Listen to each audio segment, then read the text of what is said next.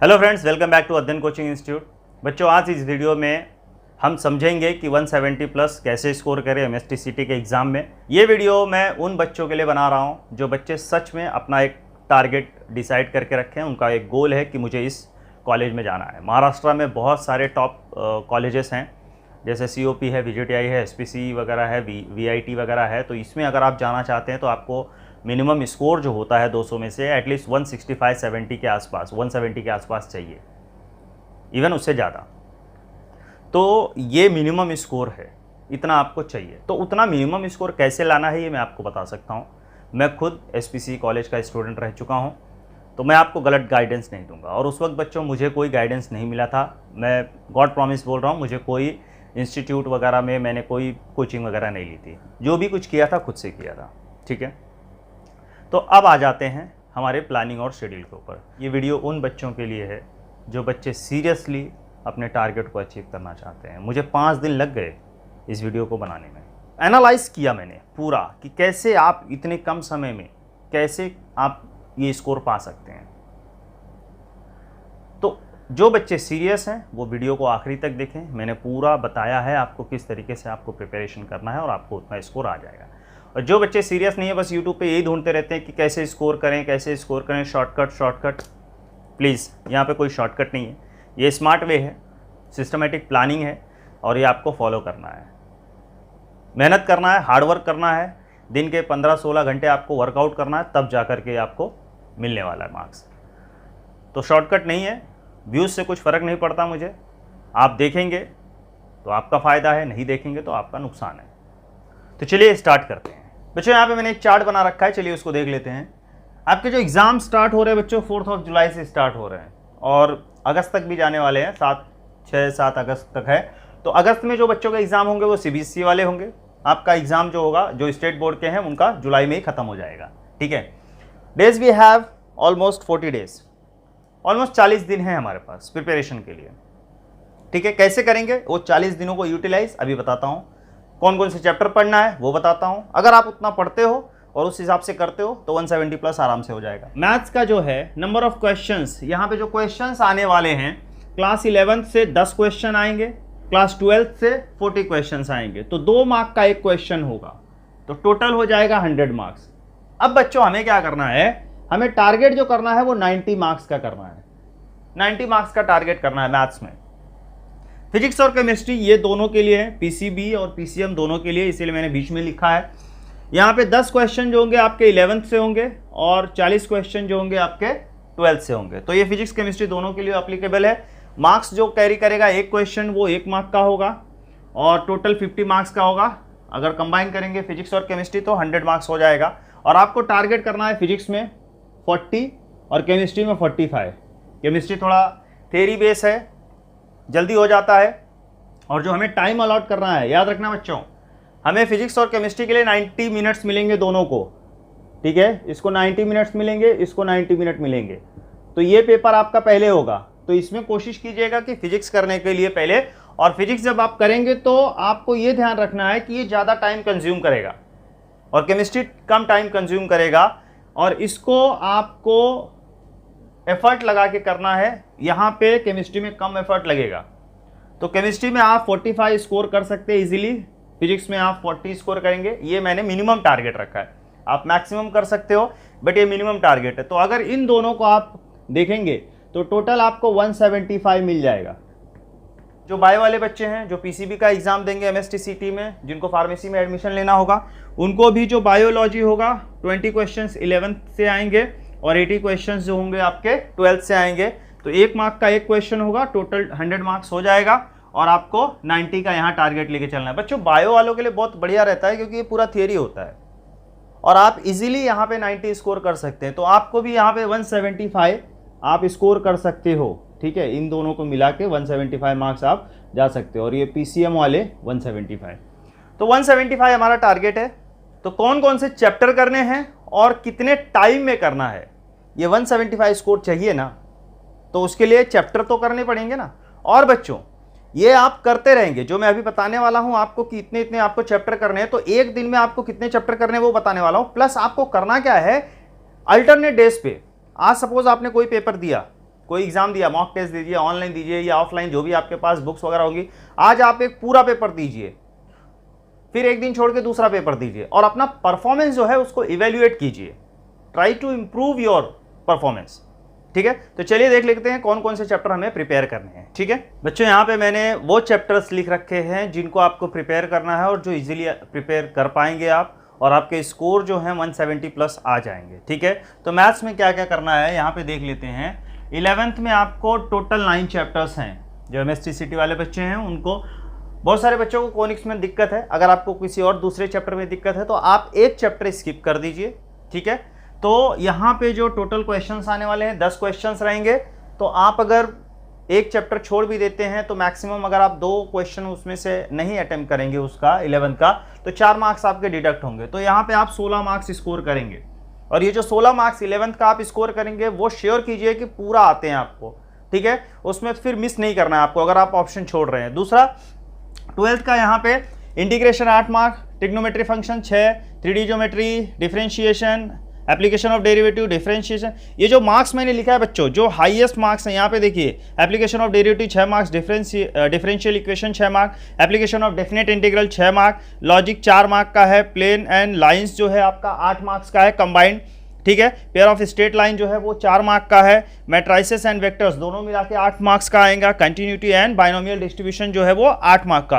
तो टोटल अगर आप ये करेंगे 11th प्लस 12th अगर आप करेंगे ये इतने ही चैप्टर, यहाँ पे टोटल 12 चैप्टर हो रहे हैं और यहाँ पे टोटल 8, तो टोटल 20 चैप्टर अगर आप मैथ्स में करते हो 11th और 12th मिला करके तो आपको 92 मार्क्स मिल जाएगा। बट ये 92 मार्क्स लाने के लिए आपको ये 20 चैप्टर्स का इतना बेहतर प्रिपरेशन करना है कि उसमें से कोई भी क्वेश्चन आए तो आपको अटेम्प्ट करना है। और बहुत ईजी है बच्चों, आपको सिर्फ और सिर्फ अपने टेक्स्ट बुक और जो मिसलेनियस क्वेश्चन है वो सॉल्व करने हैं और आप इजीली ये टारगेट स्कोर कर सकते हैं। ठीक है, फिजिक्स का देख लेते हैं। 11 में टोटल 8 चैप्टर हैं। उन 8 चैप्टर में अगर आप चाहिए तो स्किप कर सकते हैं रे ऑप्टिक्स, या अगर कोई बच्चे हैं जिनको magnetic effect of electric current वगैरह छोड़ना है या दूसरे चैप्टर छोड़ना है वो स्किप कर सकते हैं। तो मैक्सिमम मैं बोल रहा हूँ आपको यहाँ पे 8 मिलने वाला है। ठीक है, तो ये 8 मार्क्स आपके जेब में यहाँ पे आ जाएगा फिजिक्स में 11 से। तो आपको यहाँ पे 7 चैप्टर प्रिपेयर करने हैं, एक ऑप्शन में रख देना है। ठीक है, 12th में आपको यहाँ पे टोटल 20 चैप्टर्स हैं, बट मैंने यहाँ पे जो कैलकुलेशन करके रखा है, यहाँ पे अगर आप ये सिर्फ और सिर्फ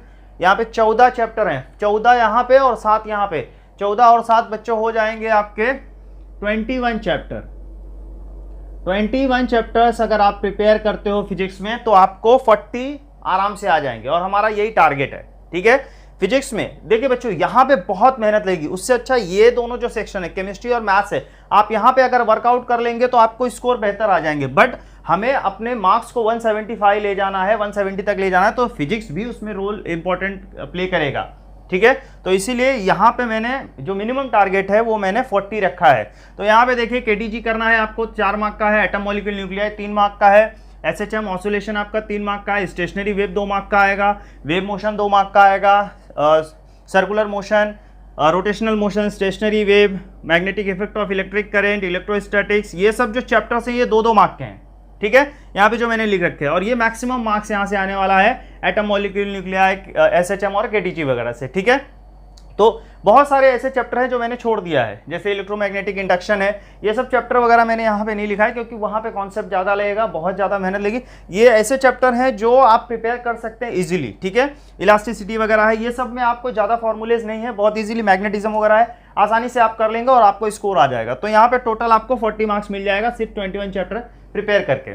उसके बाद केमिस्ट्री का देख लेते हैं। 11th में आपको 9 चैप्टर्स हैं टोटल, तो रिडॉक्स रिएक्शन वगैरह या जो भी आप चैप्टर यहाँ पे छोड़ना चाहते हैं, एक चैप्टर आप स्किप करेंगे, छोड़ देंगे तो भी आपको 8 मार्क्स मिलेगा। ठीक है, तो यहाँ पे 8 मार्क्स आपने स्कोर किया। 12th में आपको सिर्फ और सिर्फ 13 चैप्टर करने हैं बच्चों।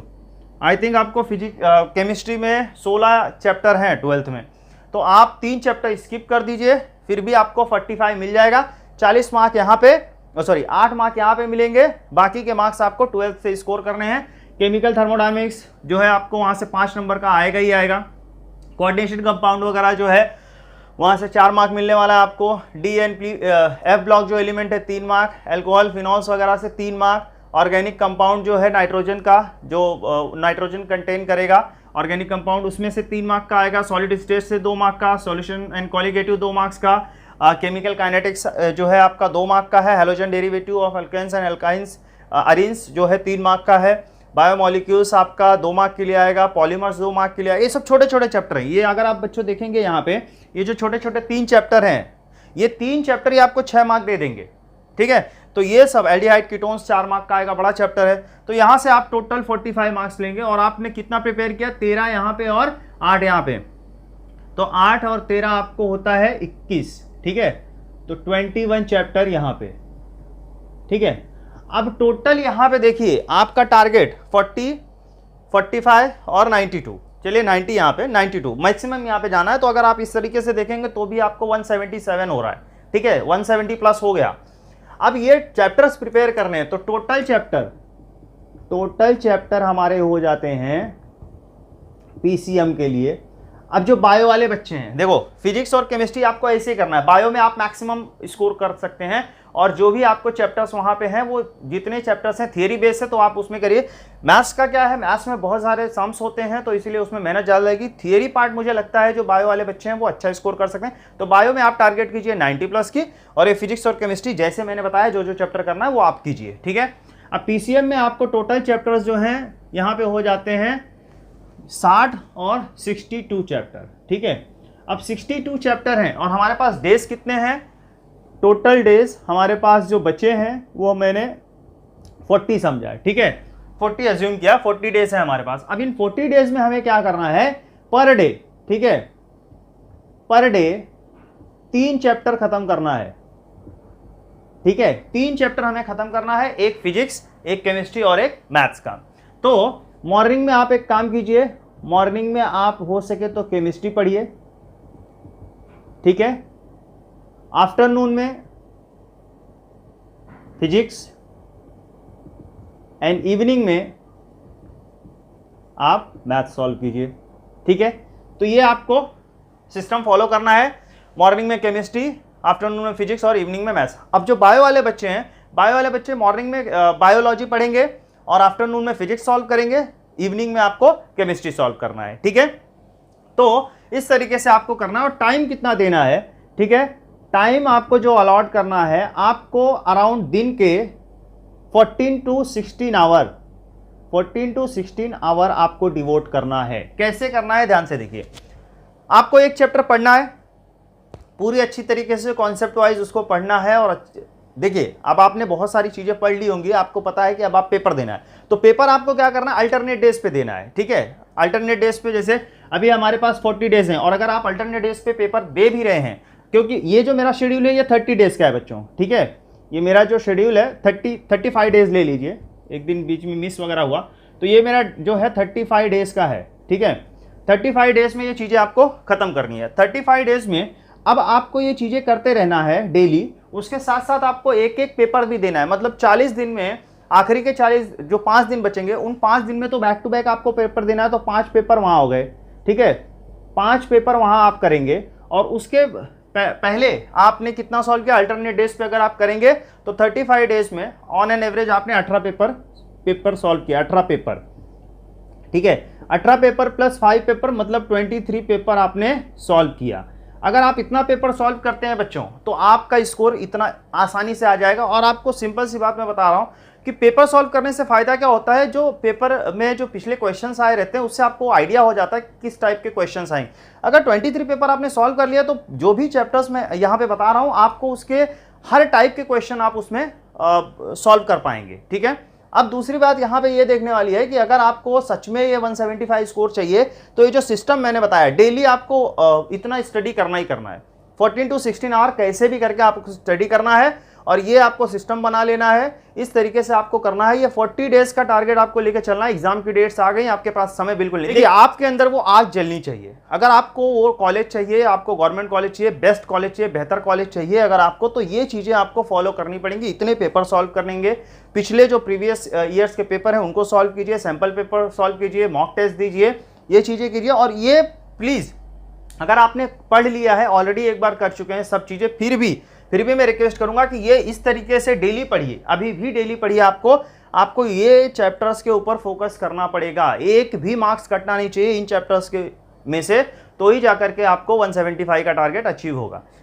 तो चलिए बच्चों, यहाँ पे जो जो मैंने चैप्टर बताया, जो जो डिटेल्स आपको दिया, आप वो ज़रूर फॉलो करेंगे और उसके ऊपर वर्कआउट करेंगे। और एक बात आखिरी में आपसे यही कहना चाहता हूँ कि अगर आपको सच में पाना है कुछ, अगर सच में आपको कुछ पाना है तो जलना आपको पड़ेगा, आपके साथ कोई नहीं चलेगा। वो चीज़ें आपको सुकून देंगी बाद में। आज अगर आप रात में जाग करके, दिन में जाग करके अगर आप 3 घंटा 4 घंटा ही सोते हैं और कल को आप पेपर देते हैं, पेपर देने के बाद ही आपको पता चल जाएगा कि आप उस कॉलेज में पहुंच जाएंगे, क्योंकि आपको रिलीफ, आपका पेपर जो पेपर देंगे तभी आपको पता चल जाएगा कि हाँ मेरा पेपर बढ़िया गया है और मैं वो कॉलेज में पहुंच जाऊंगा। तो वो कॉन्फिडेंस आपके अंदर होना चाहिए। रिजल्ट आने के टाइम पे आपको डरना नहीं कि अरे क्या मार्क्स आएगा, क्या मार्क्स आएगा, और फिर तरसना नहीं है कि मुझे वो कॉलेज नहीं मिला। अगर आपको सच में अच्छा कॉलेज चाहिए, अच्छे मार्क्स चाहिए, तो आज से आपको मेहनत करनी शुरू करनी पड़ेगी। टालना नहीं है, कल करूंगा परसों करूंगा, नहीं, बिल्कुल नहीं। आप सभी के लिए भगवान से प्रार्थना करूंगा कि आपको जो कॉलेज चाहिए, आपको जितना मार्क्स चाहिए वो आपको मिले, बशर्ते आपको मेहनत करनी पड़ेगी। क्योंकि जब आप अपना कर्म करेंगे तभी तो आपको अच्छा फल मिलेगा। तो अच्छे फल के लिए आपको मेहनत करनी पड़ेगी। तो चलिए, घर पे रहिए, सेफ रहिए। Thank you.